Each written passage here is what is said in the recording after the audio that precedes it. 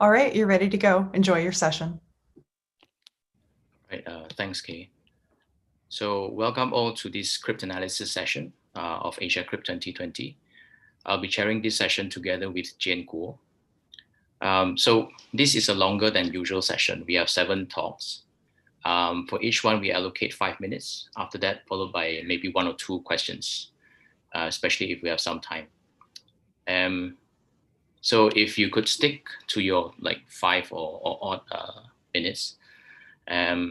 But in the meantime, when the audience is listening to the talks, you feel free to put your questions to the Zulip chat. So we have our first talk for today is actually a bit vector differential model for the modular addition by constants. And it's joint work by Syed Arash Azimi, Adrian Rania, Mahmoud Saima Sidzadeh, Javad Mohajeri, Mohammad Reza Aref, and Vincent Ryman. So Syed will be presenting. Syed, are you ready? Yes, and thanks for the introduction. So you introduced the work, so I'm not going to do that again. In this work, we study the modular addition, which alongside rotation and XOR are the main building blocks of ARX ciphers. We evaluate the security of ARX block ciphers against differential cryptanalysis, which is a powerful tool to analyze ARX ciphers. In differential cryptanalysis, the attacker searches for input and output differences alpha and beta, which propagate through the cipher with high probability.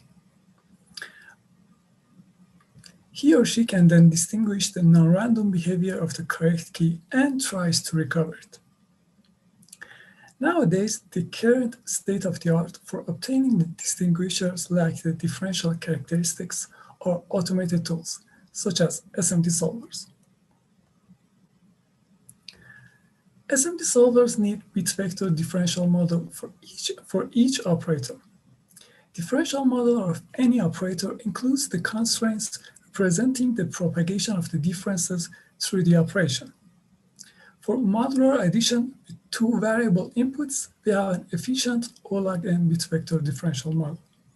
However, for constant addition, where one of the inputs is a constant, there was no previous appropriate differential model which could be used in automated tools. This is our bit vector differential model of constant addition. As you can see, it is divided into 2 parts. First, the valid part checks whether the probability of the given difference propagation is non-zero or not. Then the weight part is used to obtain the absolute binary logarithm of the probability for the valid differences. The bit vector complexities of the valid and weight expressions are O1 and O log n, respectively. We also find the differential characteristics with lowest weight, equivalently the highest probability, using SMT solvers. An SMT solver can solve decision problems, yes or no questions, but we want to solve a search problem. To do so, we start from the initial weight 0. Next, we encode the decision problem, whether there exists a characteristic with integer weight 0, meaning the weight is between 0 and 1, that satisfies the constraints. Then we feed the problem into SMT solver. If the SMT solver finds it satisfiable, we obtain the corresponding assignment and reconstruct the differential characteristic. Otherwise, we increase the weight by 1 and repeat the process until the SMT solver gives us a satisfiable set of variables to recover the characteristic. We also provide an open source Python tool, ARXPy, that fully automates the ARX characteristic search. ARXPy includes our differential model as well as previous differential models. It is SMT-based and uses many optimizations to efficiently find the characteristic. We applied our tool to 4 ARX block ciphers TIA, XTIA, LIA, and height, and we obtained many improved related key differential characteristics for mentioned ciphers. Thanks, everyone, and wish you best.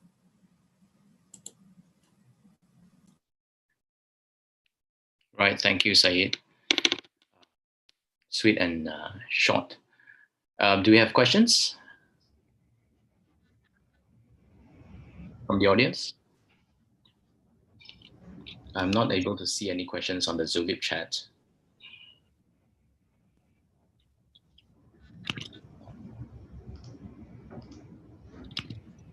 Right, if not, maybe I have a question. Do you have any advice on how we should design ARX constructions to complicate your constant base analysis?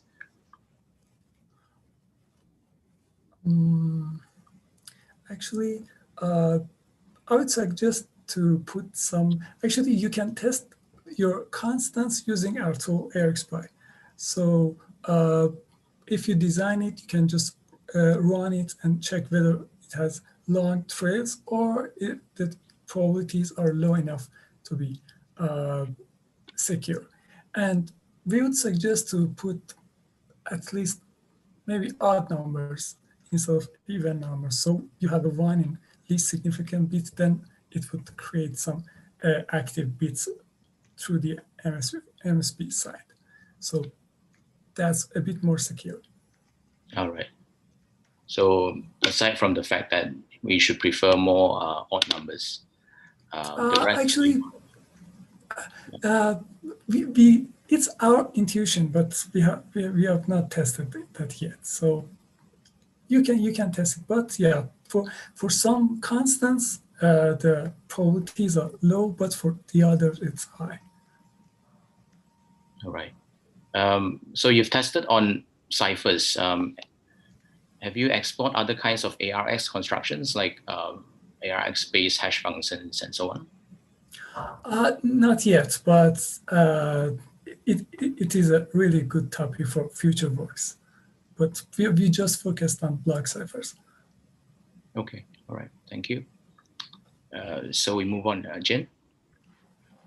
Okay, so the second talk is entitled as Mind the Propagation of States, New Automatic Search Tool for Impossible Differentials and Impossible Polytopic Transitions. This is a joint work between Xi Cao, Yongqiang, Lin Shizhu, and Mingsheng, and Xi Cao will give the talk.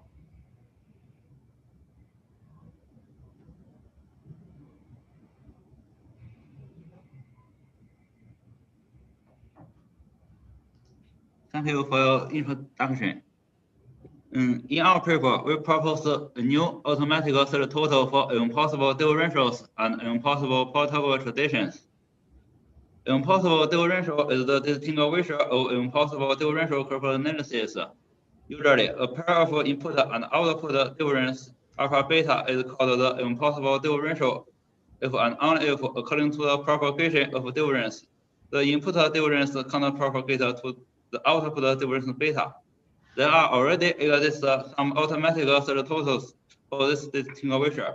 However, the limitations of previous automatic search totals as follows.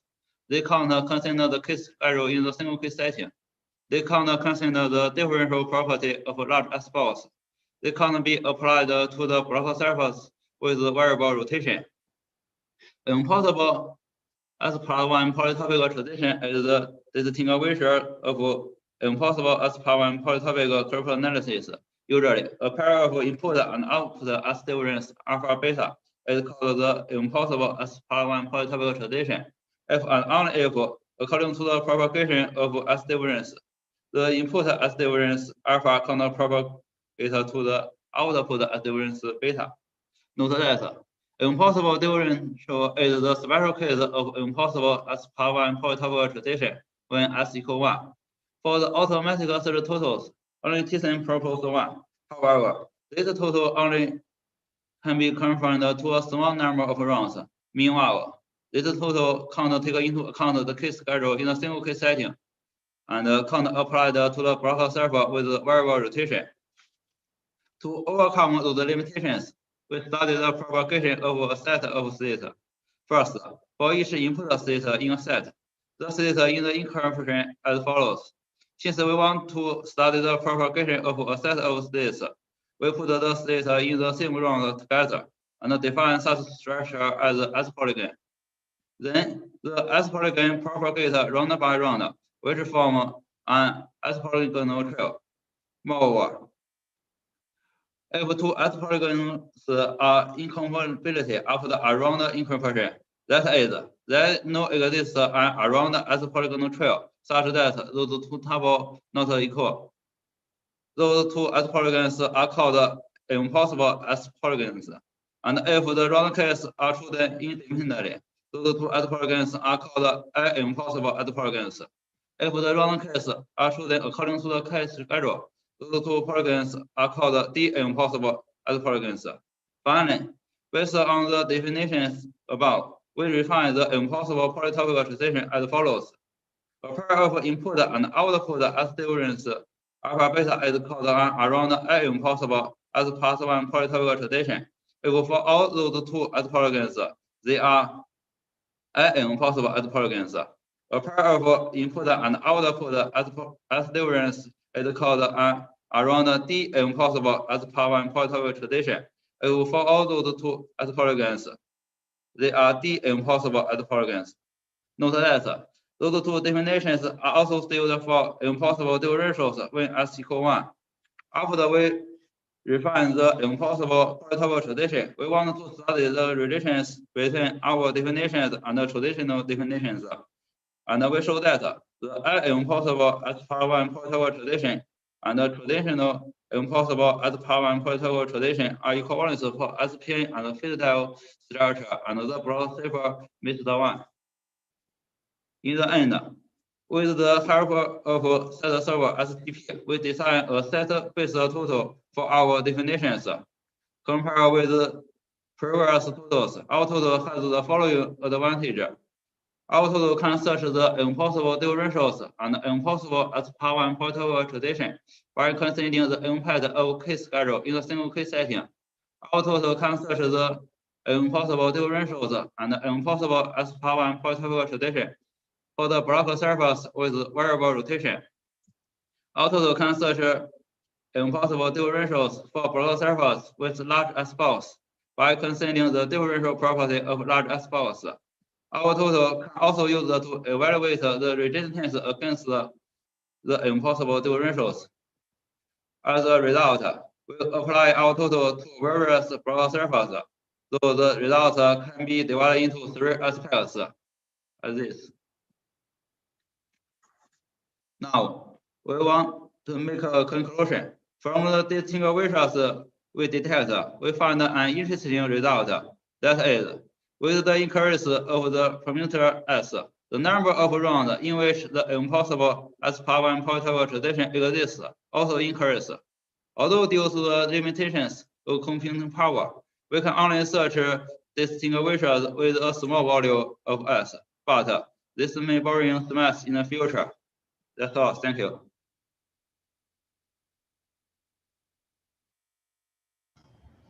Thank you for the talk. Any question? So if you have any question, you can actually unmute yourself and speak up. Country, I don't see any on the Julie chat.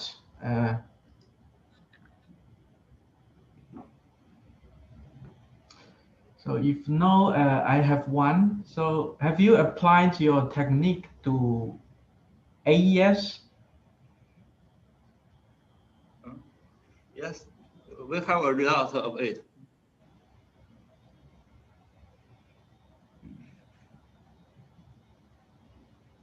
We apply AES by considering part of the case schedule. This is due to the considering the distinguisher of AES 5 round may be too time limited. Yeah, sorry, So- I follow. So part of the key schedule means what?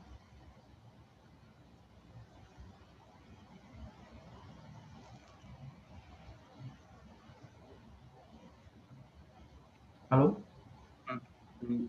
This is use the computing power.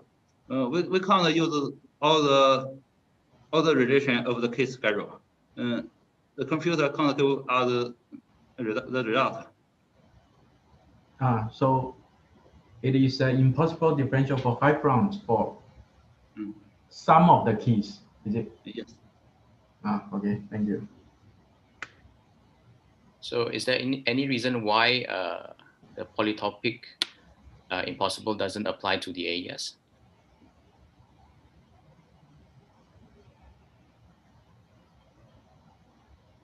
Because you have impossible differential results on AES, but not polytopic. Yeah.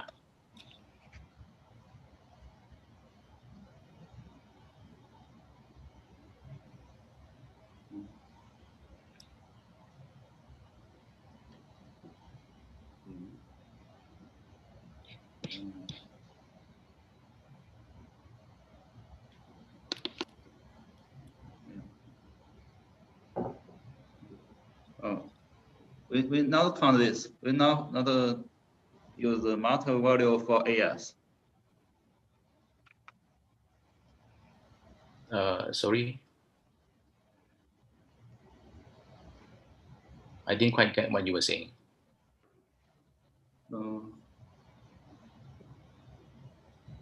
We not apply the master value for AS. This may also reduce the computing power. All right. Okay. So if no other questions, any other questions at this point?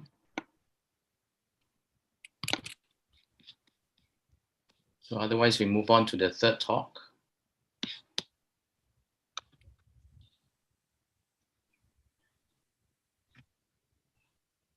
Right, the third talk is an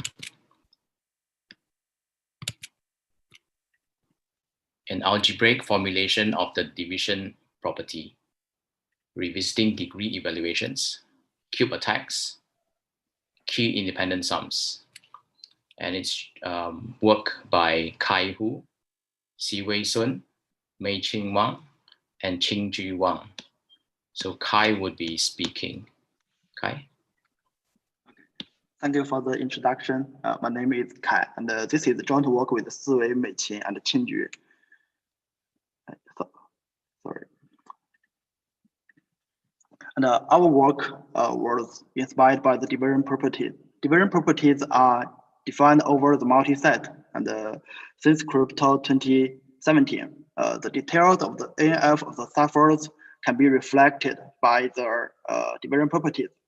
But in our paper, we want to study the ciphers directly without the help of the multi-set. Before I introduce our main content, I want to recall some well-known notations. Every ciphertext bit can be written as a Boolean function of the plaintext like this, and x2u or pi-u x is called a monomial of x. And x2u, if x2u appears in f, and we say xu is contained by f. Otherwise, we say xu is not contained by f. And then symmetric cipher system can be represented as a vector Boolean function like this. And then a monomial of y. YV is also a polynomial of x. Then our question is how to determine whether xu is or not contained by YV, this polynomial. To answer this question, we should note a fact that a symmetric cipher is always a composite function. So we can write it as this. And our question should be adapted related to x0 and xr. To answer this question, firstly, we start to study the first component function f0. And we try to find a monomial of x1, which contains the monomial of the initial, contains the monomial of x0, and then we try to find a monomial of x2, which contains the monomial of x1. And finally, we try to find a monomial of x r-1, which is contained by the last monomial. And if we can find these monomials, and we connect them together, and we call this is a monomial trial. And if there is a trial, we say that the two monomials are connected. Otherwise, we say they are not connected. And the monomial trials can be well illustrated by this graph. For example, this node and this node has a trial, and this node is not connected. Next, we study the relationship between the contain and connecting. And first, we show a lemma. We say if this monomial is contained by this monomial, and there must be a division trial connecting them. And equivalently, if there is no division trial, this monomial cannot be contained by this monomial. And the proof can be completed by the induction on R. Firstly, we assume this part is always valid, and then we expand this monomial to this 5 monomial, for example. And if this monomial is contained by this monomial, so there is a monomial trial from this one to this one. So according to the definition of division trial, there is a division trial, monomial trial from this node to this node. However, the converse is not always valid. You can see that although there are a monomial trial from this monomial to this monomial, but some monomials can cancel each other, and obviously the number of monomial trials will affect the cancellation. So we introduce the monomial Hall conception. The monomial Hall is defined as the set of all the monomial trials from a monomial to another, and the size of the monomial is the number of trials. So we give our central theory. It is equivalent to say that this monomial is contained by this monomial, and the size of the two monomials is an odd number. The proof, again, can be completed by induction on R. Firstly, we assume this part is always valid, and we expand this monomial to, for example, the 5 one, and the 3 red ones contain this monomial. So the size of the monomial Hall between this monomial and this one, and this one are all odd numbers. So the sum of odd numbers are still an odd number. It's still an odd number. So we complete the proof. And then we show the first application of our new technique. Firstly, the Bolon function in practice should be treated like this, and some variables are public and some are secret. So the k should be seen as a parameter, and the coefficient of xu is a polynomial of k. So from the viewpoint of the cube TAC for a cube set, lambda, this formula is actually in the superpoly. We want to know whether lambda is or not a constant value, and in theory, this to find the answer is direct, because we only need to find whether at least one k-related monomial is contained by the function. If we can find at least one, then lambda is not constant and it is k-dependent. But in practice, this is difficult because we need to compute the size of the monomial Hall. This is difficult, at least inefficient. So sometimes we can play a trade-off, recall the lemma. We have proven that if this monomial is not connected to this monomial, then this monomial cannot be contained by this monomial. So if we can determine that for all possible k-related monomial, they are not contained by f, then we can say that lambda is k independent. And in this way, we can formulate all the previous division properties, because we can compare the propagation rules between the monomial trial and the division trials. And we can say that the propagation rules of division trials is either the same or a loose one compared to the monomial trial. So if there is no divariant trial from this monomial to this monomial, there cannot be a monomial trial from this monomial to this monomial. So this monomial cannot be contained by this monomial. And the second application is to estimate the degree. Firstly, we find a monomial with degree d, and then we prove that no monomial with degree larger than d exists. So we can determine that the degree of the polynomial is just d. And along this way, we can find the exact degrees of trivium up to 834 rounds. And the last application is for cube attack. And our method is very similar to the 3-subset bit-based division property without unknown subsets. But we take a divide and conquer strategy to speed up the search, use this formula to calculate the size of the monomial. And finally, we improve the key recovery attacks on trivium. And thanks for your attention. Right, thanks, Kai. Questions? Thank you. Do you have questions from anyone?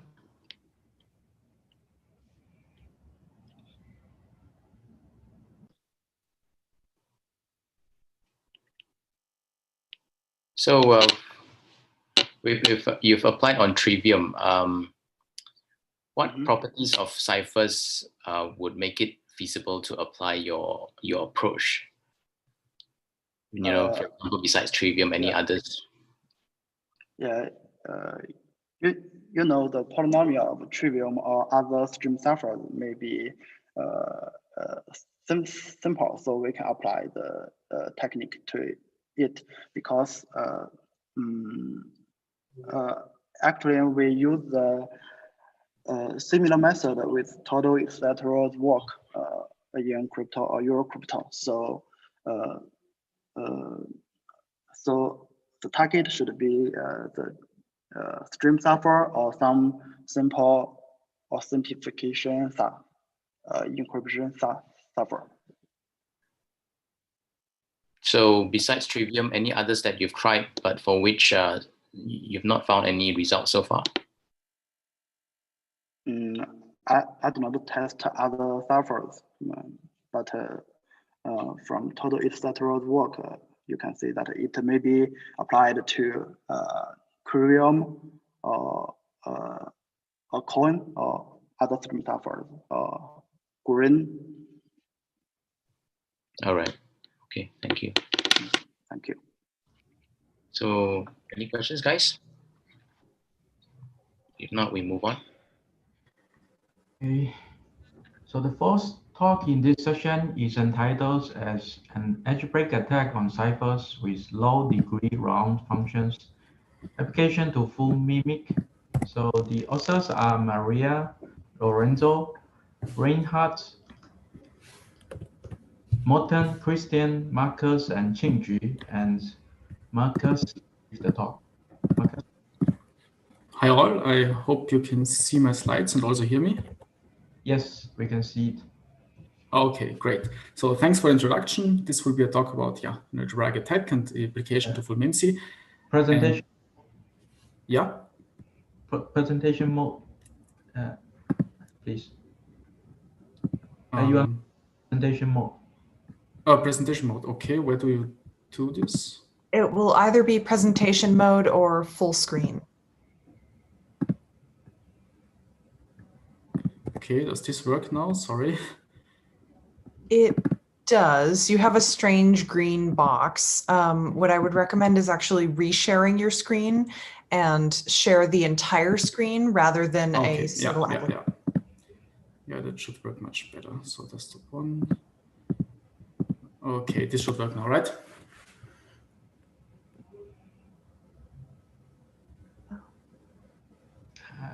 We cannot see anything. It hasn't come through yet. Okay, this one? Yes. Okay, great. Yeah, sorry again. That's okay. So yeah, this is joint work with Maria, Lorenzo, Reinhard, Morten, Christian, and Qingju, and my name is Marcus. And first, a bit of background. Well, algebraically simple designs are becoming increasingly popular. This is maybe due to proof systems like Snarks and Starks. And in these cases, certain metrics are more important than others. So for example, the plain encryption efficiency is important. It's not important, sorry, while the algebraic representation of the construction or the total number of replications, so this is more important. And in these areas, this construction MIMSI has been a benchmark since a couple of years now, and it also was the basis for some follow-up designs like GMIMSI or Hades MIMSI. So I'm going to talk first about very short specification of the MIMSI construction, how it's actually built. Then I'm going to talk about the distinguisher and the key recovery attack, and finally I'll summarize the work. Okay, so let's start with the specification. Well, it works over prime fields and binary fields, where the attack, so MIMSI works over it, where the attack works only over binary fields. So we focus on that case here. And it's a very simple construction where we have some input X, and we basically add a key, we cube the result, we then add the key and the constant, we cube it again. And we do this for a number of rounds. And the round function has a word level degree of 3, which means that it has the Hamming weight of that as its bit level degree, which is 2. And now we can ask ourselves, well, how many rounds do we actually need in order to reach basically the algebraic degree we would need? And we know that for an n-bit permutation, we need to reach the maximum degree, which is n-1. And in order to do so, we can, for instance, focus on the smallest word level degree, which has exactly this Hamming weight. And this is this one, for example, here. And so this is very simple now. We need that the upper bound, so the word level degree of the whole construction, is at least this degree, of course. And if we reorder a bit, we come to this relation here. And actually, this is very close to the original round number of MIMSI. So this was our first observation here. And so the first result also of our work is that the growth of the algebraic degree is actually linear in the number of rounds, as for instance, as opposed to being exponential. This is also illustrated in this graph here, where we see that the exponential growth is this gray line here, and the linear growth is this green line here. And actually, for the 129-bit version of MIMSI, we need to reach an algebraic degree of 128, and we need approximately 80 rounds for that. Okay, so what does this mean? Well, for MIMSI concretely, it means that we have a higher order secret key distinguisher on almost a full round number. And I've now highlighted this 1 and the 2 in red, which means that basically we can cover all but 1 rounds in some cases, or all but 2 rounds in other cases. So for instance, all but 1 rounds for these block sizes and all but 2 rounds for these block sizes. And if you wonder, the block sizes are odd because otherwise you would not have a permutation. So this is part of the MIMSI specification over binary fields. And the cost of this distinguisher is 2 to the n-1, so it's strictly below 2 to the n, but it's still quite high. And now, of course, this is only distinguisher. So what do we do with that? We want to build a key recovery attack. And for the MIMSI in particular, it's not very easy to guess the key, because in each round, the full key gets added. So guessing would not work here. But what we can do is we can try to solve some equation system. So we know that for our distinguisher of our function MIMSI, that it reaches the maximum degree only in the last couple of rounds. And so our idea was basically to build an efficient equation system for the remaining few rounds, to cover the remaining rounds. And we do this in the forward direction, since the encryption function has a smaller degree, this thus cheaper to evaluate. So the idea is basically to request some plaintexts, which makes it a chosen ciphertext attack, and then to build the final expression by basically evaluating over the received plaintexts and summing over the results. And finally, we arrive at the symbolic equation, at the univariate polynomial in k, which is the single key variable, and we can set this to 0 and solve it more formally. So this looks like this. We have the 1 round encryption here symbolically. We basically, for each of the received plaintext, we insert it, we sum over the values, and the final result we set it to 0, which we can do because of the higher order distinguisher, and we solve it and then get the key. And the cost is the same as before, chosen ciphertexts here, and the advantage here is of approximately log 2 to the n bits if we talk about the attack time here. Okay, let me also shortly summarize now this work. So first result was a new bound for the degree growth of key alternating ciphers, where MIMSI is a part of these ciphers. So MIMSI construction is such a key alternating cipher, and of course this works also for other similar constructions. Then the result was also a first key recovery attack on full MIMSI over binary fields. And the attack approach is quite new also. So in particular, if we focus on word level or on word-based constructions, so maybe it's applicable to other low-degree constructions which work similarly.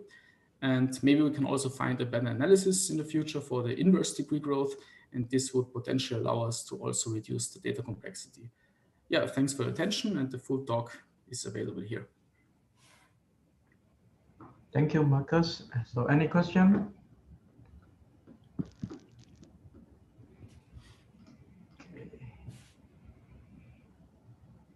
So far, I don't see anything from Zulip. So I have actually two questions for you. So the first one is, have you tried SHA-3? Ketchup is also of a very low edge break degree. So it's degree 2 for the forward direction and 3 for the inverse. Have you tried that? Yeah, so we had some considerations about Ketchup. The problem we got was that solving the actual system was not so easy because it's not a word-based construction. It's more on the bit level. And this is then also a problem. So we also had a bit level approach for MIMSI, but what we saw is that basically if the degree is higher than 2 or 3 in over F2, then the equation system is already quite hard to solve computational-wise. So this is the second step of the attack. But if we have some higher word level degrees, then this is easier to solve. And this basically makes it difficult to be applied on things like Ketchup. Yeah. Thank you. So, and my second question is, so I can see that for such designs, we are actually having contradicting goals. Like from AES, we have the very nice bounds of the white chair strategy. When you have a high edge break degree for the S-box, and then we can have this MDS layer, so that we can have a very good bound for differential. But for Mimic, because it wants to be implemented in MPC-like applications, so we want the edge break degree to be low. But in the meanwhile, we somehow lost the white chair strategy, nice bound. So with your tech, do you have any advice for new upcoming designs in this direction? Yes, so potentially there are some tricks. We can, for instance, try with the inverse function, which is done by the AES. And there is some tricks to basically, this works for some proof systems, to basically build equation systems to reflect the functions in degree 2, the function in degree 2 equations by using the x times y is 1 approach. And then you have the inverse function basically, and the inverse function has a very high algebraic degree, so you need one round basically to reach the algebraic degree maximum, and this would maybe work better here.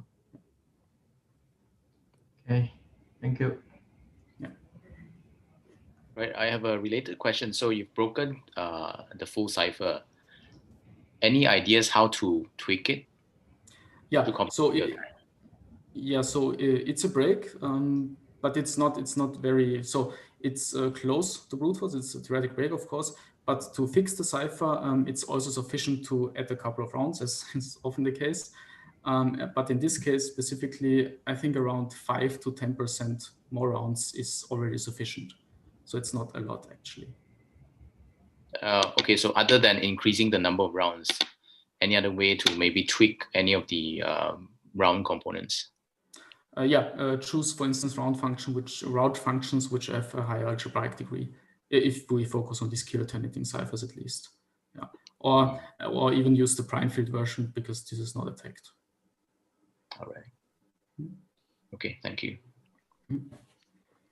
So we move on to our next talk.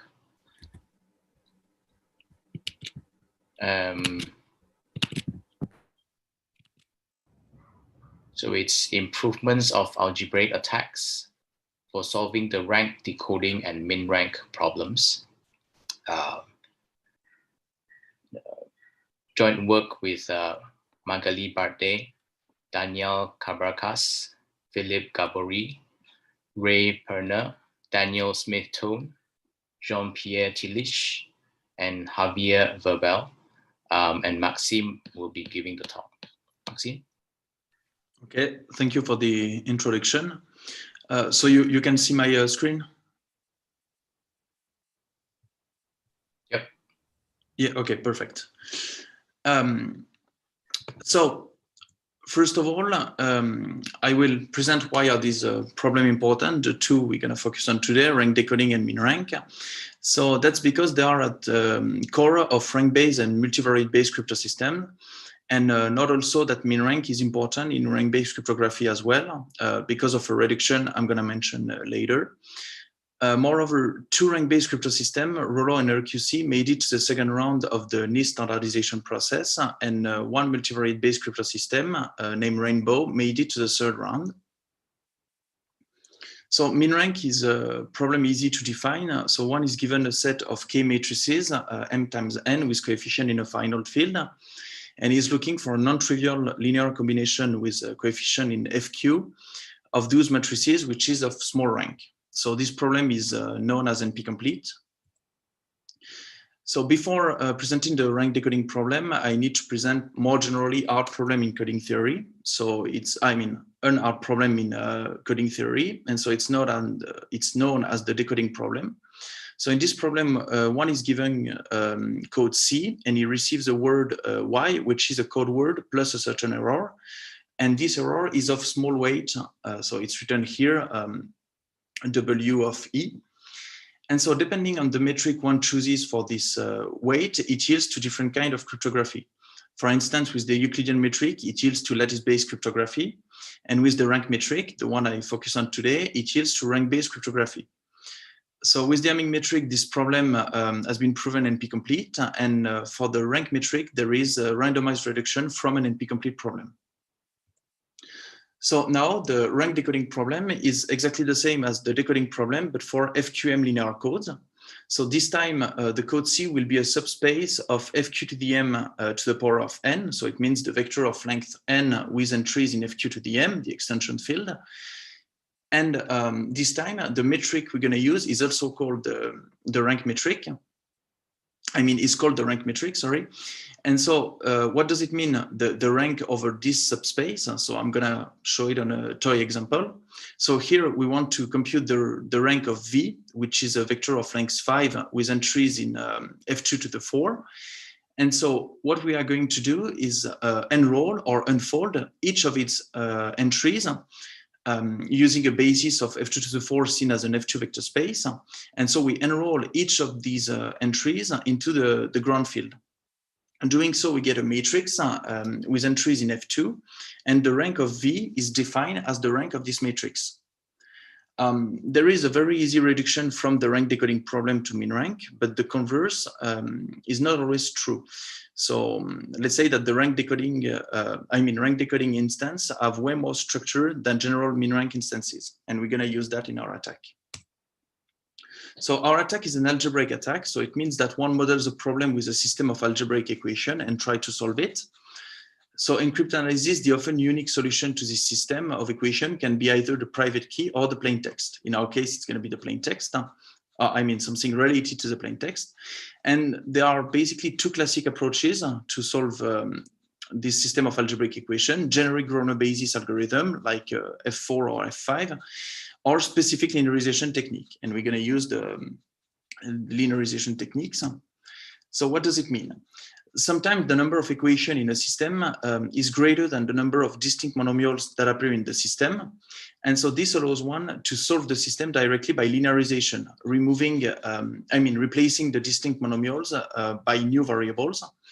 And thus, one only has to solve a huge linear system and no longer require generic Grosvenor basis algorithm. So now I'm going to describe our attack. So our modeling, that is to say our system of equation for those two problems I presented, use cancellations or vanishing of maximal minors. And in order to linearize, we consider these determinants as new variables. So it's even better than considering monomials.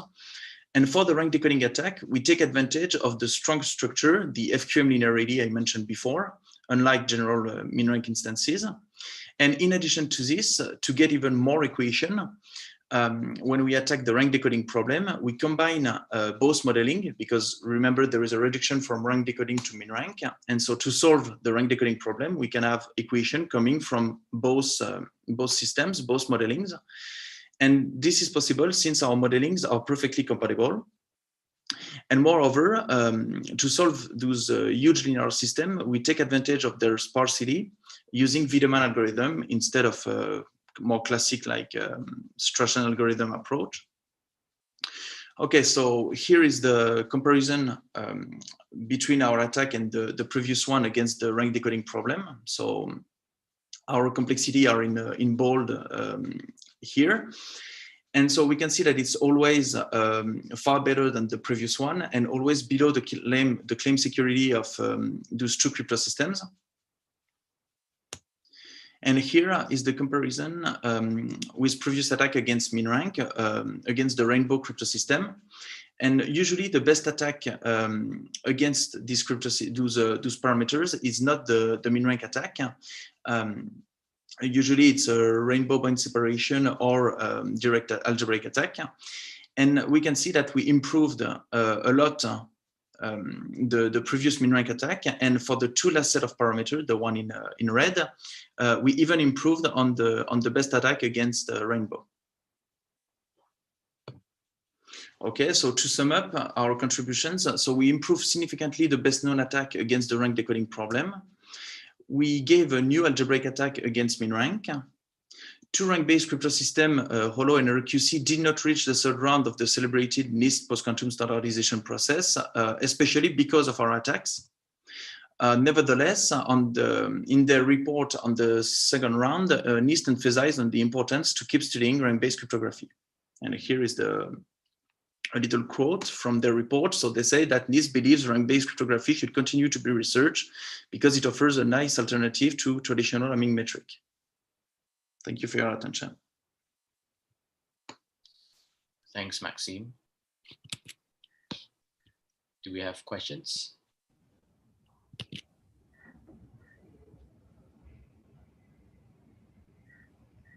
Yeah, so Maxime, can you see the question? Oh, in the chat, there's a question. I need to print the chat. Oh, it's all right. It's asking whether Jules' methods to improve the information set decoding could also work for yours. Okay, I see the question now. Yeah. Information set decoding. Yeah. That's something. So usually the information set decoding is used for the Hamming metric, and there is a generalization of this information set decoding to the rank metric, but that was the previous attack, which was not an algebraic attack, and so we improved a lot on this previous attack. Right. So. What was the response from the designers of Rollo and RQC, given that, because of your attacks, they didn't proceed to the next round? Do you get any responses from them? So most of the people from Rollo and RQC were in this attack, and so the response was to modify the parameters. So they were increased a little bit to be resistant to our attack, but the NIST considered that this attack was too recent for Rollo and RQC to be able to go to the next round. Okay. So any other rank-based crypto systems still remaining in the competition? No, that was the only two of them at the third round, and so now there is no more rank-based crypto system in the NIST competition. All right. But they encourage us to keep studying them. Okay, thank you. All right, then. Welcome. Yep.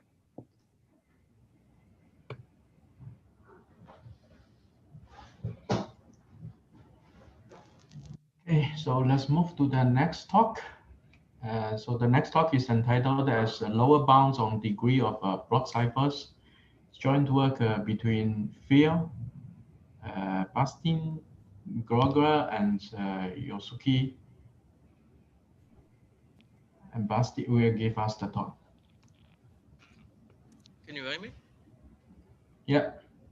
Thank you. Yeah, so I will talk about the algebraic degree of block ciphers. So one way to see a block cipher is as a keyed Boolean function. So we have a function f over f2 to the n, and depending on the key k, and we can represent it with its algebraic normal form. So it's ANF, which is some polynomials where the monomials are the x to the u, and the coefficients are given by some polynomials pu over the key k.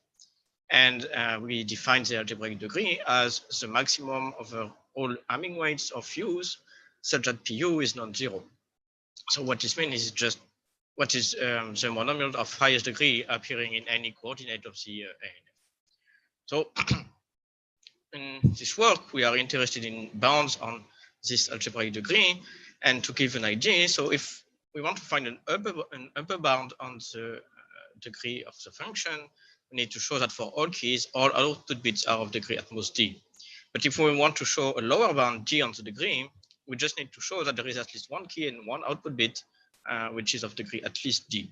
And of course, so these bounds are not necessarily equal. And for example, on 5 round of the block cipher gift, some previous work shows that the degree is at most 53, but our work shows that the degree is at least 49. So these upper bounds on the degree are actually quite well studied. So you can see, for example, a paper by Bura and Kanto, or more recently, various work using division property. And overall, these upper bounds are useful for cryptanalysis because if you are able to show that the degree cannot be maximal in a given number of rounds, then you add a distinguisher, and most of the time you can derive an type from it.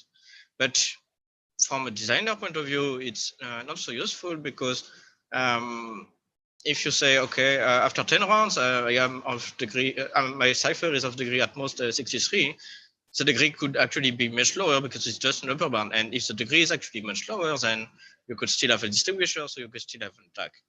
So if you wanted to do better for this, you would need lower bounds.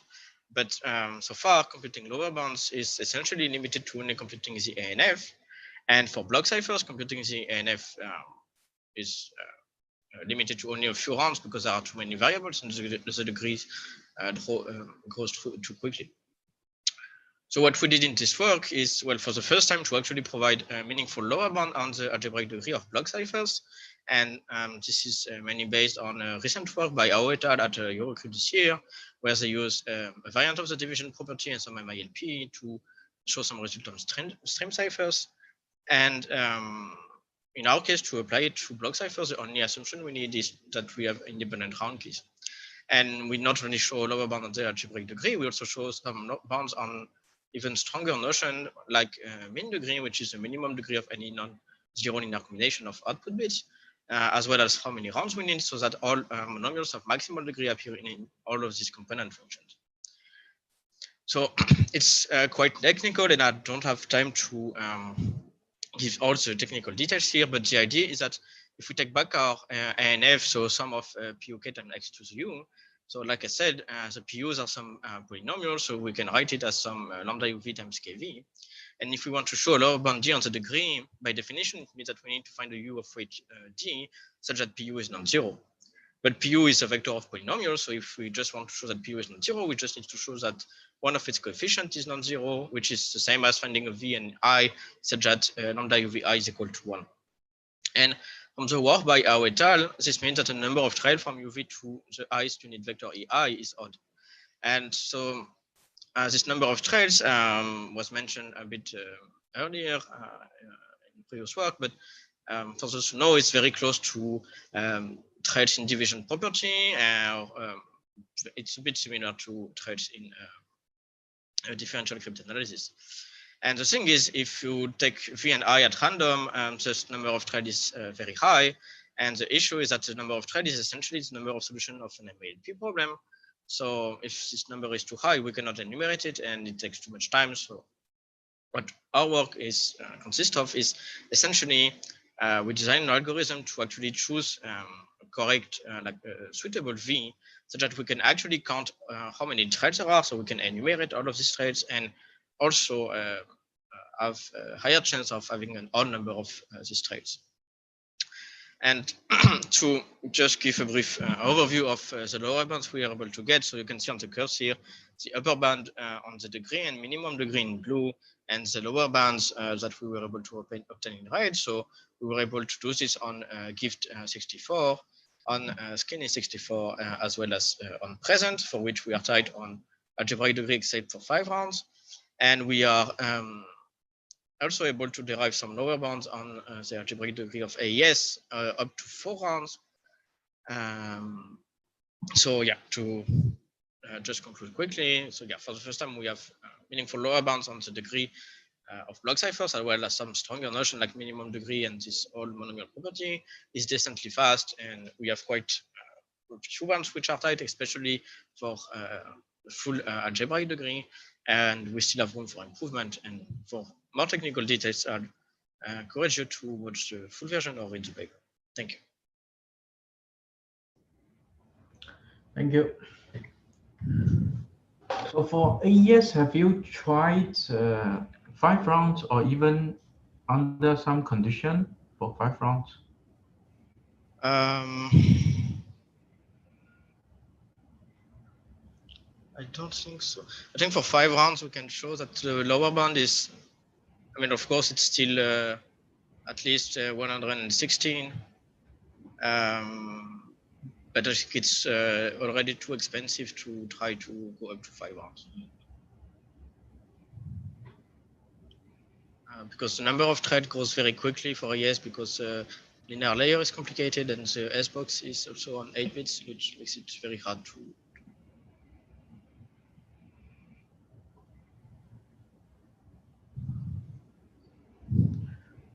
So for the algebraic degree with highest degree,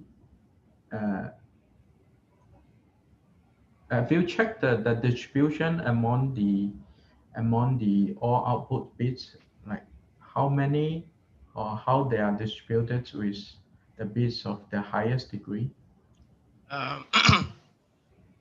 So we have the details in the paper for each output bit, because yes, this is only the bounds on the full vectorial Boolean functions. But if I remember correctly, for present, for example, on 8 rounds, we have about a third of the output bits which are actually of degree 63, and the other are of degree lower.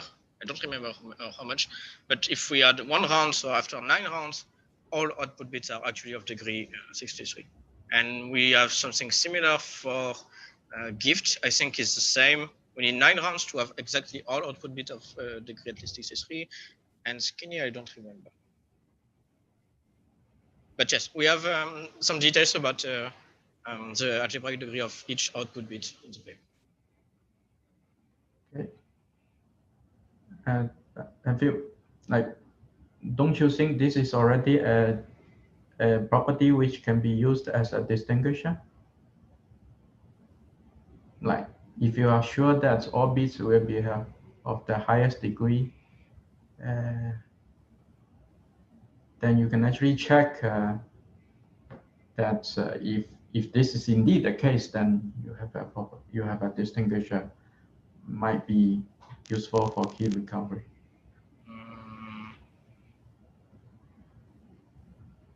So to me, a random permutation as in a random Boolean function has very high degree, with very high probability. So full degree with decently high probability, I'm not sure.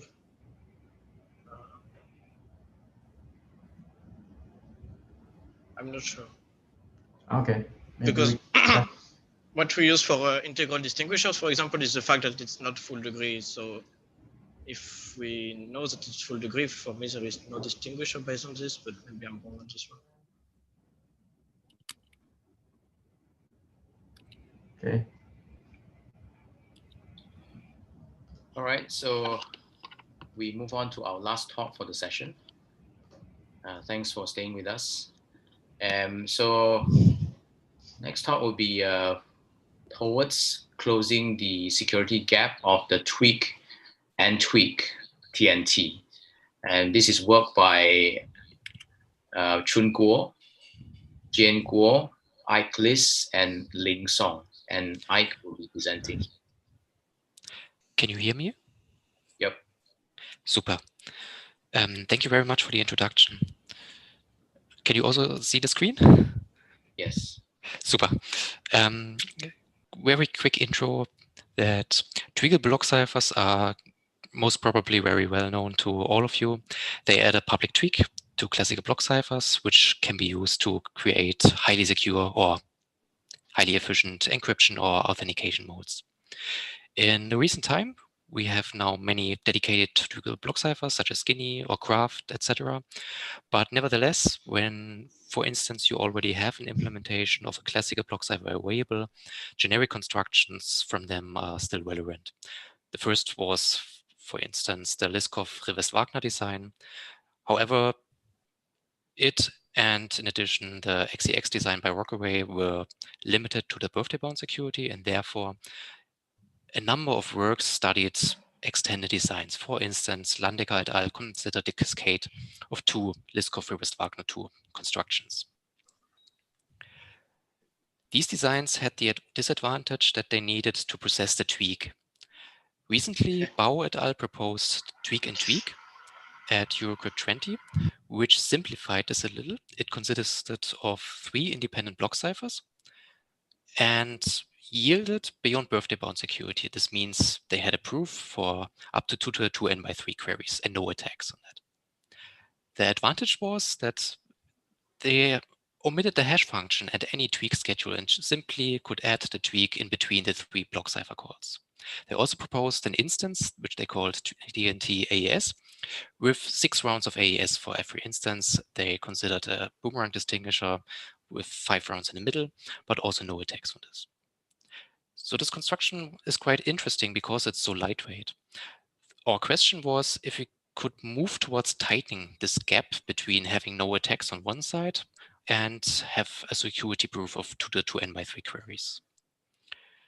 What we found was a structural similarity to this cascaded Liskov-Rivest-Wagner's design, and this has been analyzed recently quite well. From a distinguisher perspective, there has been a work by Manning from TCC 18, who proposed a distinguisher which searched for quartets from 2 tweaks and which collided in their states before the last hash function and shared the same tweak difference. Since these quartets also occurred randomly with the same probability of 2 to the minus 3n as they did for his property that he wanted to obtain, he had at the end twice the number of quartets for the real construction as for the ideal TPRP and needed square root of n times 2 to the 3n by 4 queries for detecting it. The problem for it was that it was information theoretic only and he needed more time to simply test all tweak differences to detect these quartets. Our question was here if it can be adapted to TNT. And we found that because TNT did not have this hash function at the end, and we don't have to iterate over all tweak difference, that we could improve it. And we proposed 2 structurally similar distinguishers that we called, as you may see from the pictures, why we call them crossroad and parallel road distinguisher. Both work very similar as that. The one has twice the number of quartets for the real construction, the other has 3 times the quartets for the real construction. And they differ only in the sense which ciphertexts collide depending on the messages differ or whether the messages are identical for the pairs. We also had a proof of concept implementation with small present to test that we really have this number of quartets. We went on a little step and considered the instantiation TNT AES with 5 rounds at the beginning. So to have an intuition why 6 rounds were necessary. The idea here is simple. We just use an impossible differential where we use the tweaks from some set so that this is the end difference of our impossible differential. And we try to find messages so that their difference after the first permutation lies in this set, and only then they follow our previous distinguishers and have more quartets. In this case, we can use these message pairs, so we know they cannot yield the start difference of our impossible differential, and then we can discard candidates of the first round key. This needs roughly 2 to the 113.6 chosen message tweak pairs. We also here did experiments with a even further scaled down version of the small AS to find that we really can identify correct message pairs. From a constructive perspective, there is a great work by Jai Nandi, which was a conference version. Here, the reference is the JOC version, who considered a proof in 2 to the 3n by 4 for CLRW2. What we found is that this first permutation in the tweak addition of TNT works similarly as an epsilon almost universal hash function as does this first hash function addition. It masks the input to the permutation. So what we found also is that we could rewrite the variables that were used internally in TNT. And while we see the output is not masked, when we consider only the forward direction, this does not hurt us. So we can use a very, very similar strategy as they, and based on their shoulders. What we define is that the ideal oracle also uses a randomly sampled permutation at the beginning. And Jai Nandi defined two sets of bad events. One was for what happens with the hash function. The other bad event set was if the sampling goes wrong in the middle, and then they had a very detailed strategy for upper bounding the interpolation ratio of good transcripts. The main difference is that we don't have hash functions in TNT. So we had to, this is the core difference between both constructions, and the rest is very similar. And we arrived at a bound that also yields us about q to the 4 to the 2 by 3n and q to the square by 2 to the 1.5n. So this is roughly also 3n by 4 bit security. In sum, we consider TNT from both a constructive and adversarial perspective. We showed only in forward direction, sorry if I forgot it, that TNT should also have 2 to the 3n by 4 query security. We considered distinguishers based on that by Manning for CLRW2 also in square root n times 2 to the 3n by 4 queries. We considered an impossible differential attack on TNT AAS with 5 rounds at the beginning that can, of course, also be reversed to apply to the end.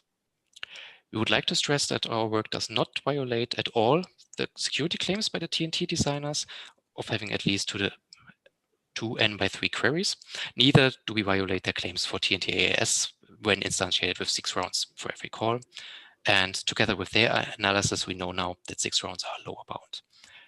Our main contribution is we stand on the shoulders of other great works, is to see the structural similarity to CLRW2. An interesting future work would now be to consider an STPLP, so a two-sided chosen plane and ciphertext analysis of the construction. When we tried this, also having some thoughts with Mridul Nandi, we found that the internal sampling is quite difficult. So this would have to be solved for that. Yes, so far on that. Thank you. Thanks, Ike. So we finally had a question on Zulip, but Baptiste has already answered that. We have a question in the chat. Kai, would you like to directly ask? Are you still here, Kai?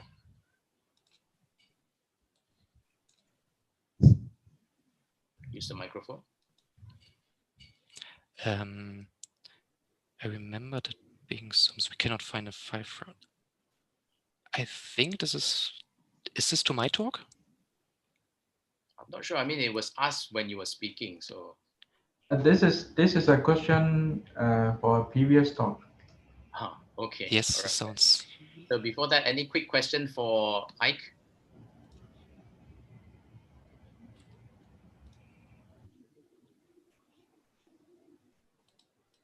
Oh no. Okay. So Kai's question was for the previous talk. We have a few in the Zulip.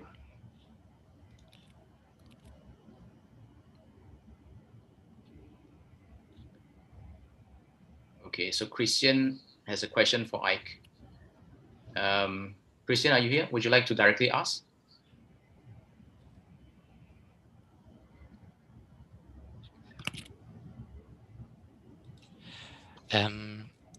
I read that Professor Reschberger says you can use properties for 5-round AES for the attack. Only 1 round is missing for the full version. Recently, there were 6-round properties for AES.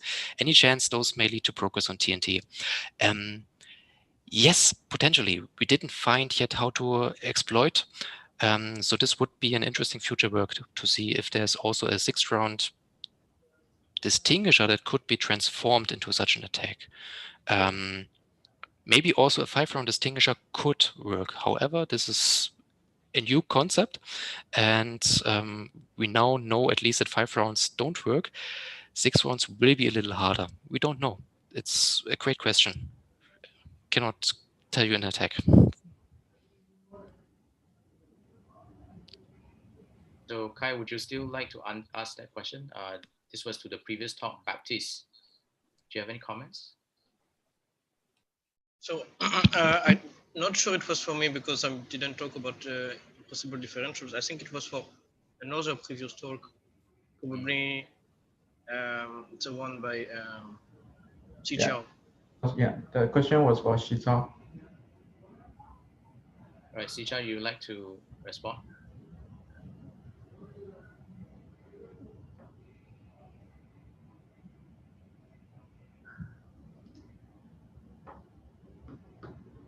Xichao?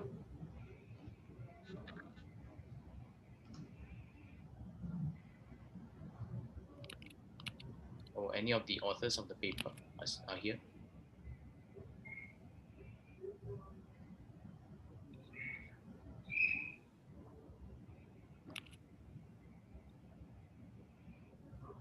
Right, otherwise, maybe we can take that offline. So we come to the end of this session. Thanks for still being here, over 80 participants.